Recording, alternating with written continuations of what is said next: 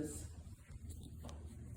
I was born circa 1855 amid the forest of my ancestors, growing amongst the cedars and the pines of my kind.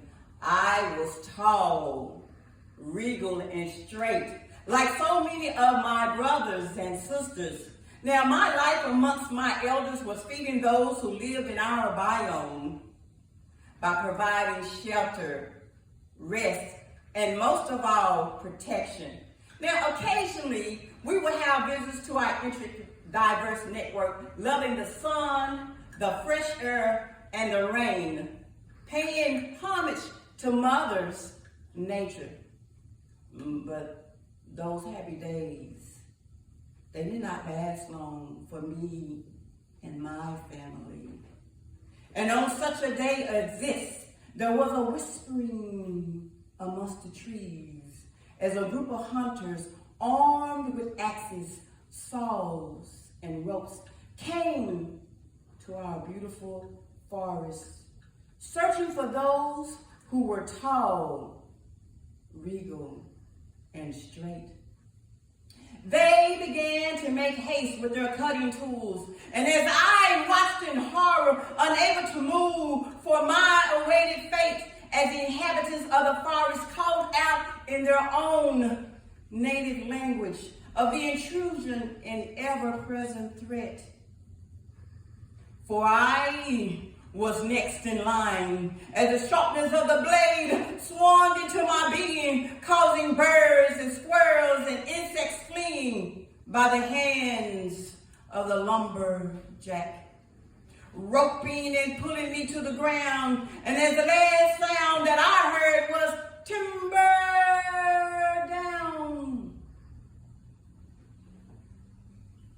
And as I felt each cut of the murderous blade cut into the soul of my being, as my body was scorched, stretched, carved, and shaved, contorting my family into elongated, unknown shapes.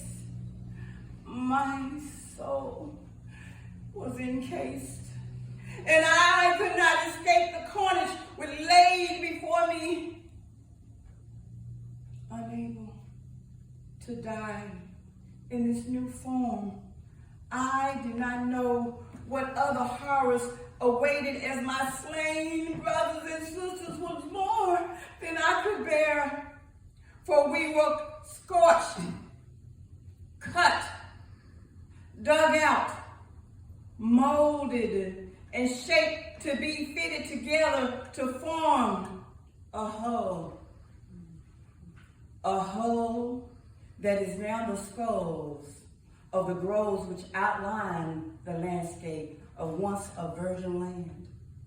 My new life beginning as plants stripped of its barks, roots and branches, now branches into the bows of a schooner ship carrying cargo and goods and material.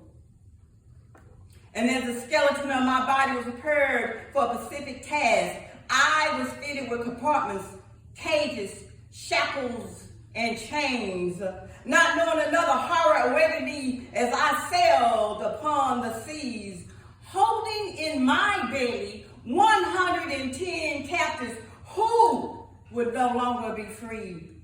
I sailed from West Africa, bringing enslaved Africans to return to the shores of America.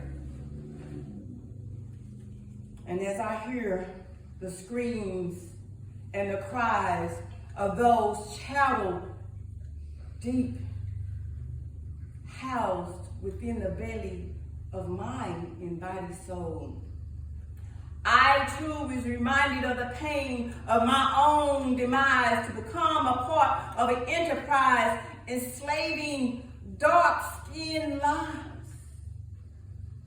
And I, once again, I hear through the whisper of wind,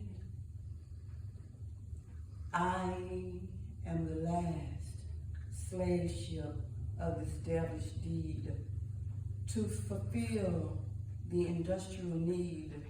And as I recall my role in history, I reminisce when I was free.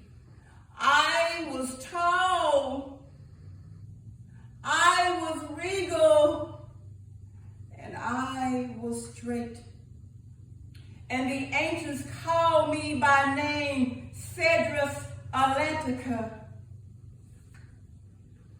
But my surname, given to me by my oppressors, was a schooner ship, fertility. That's it.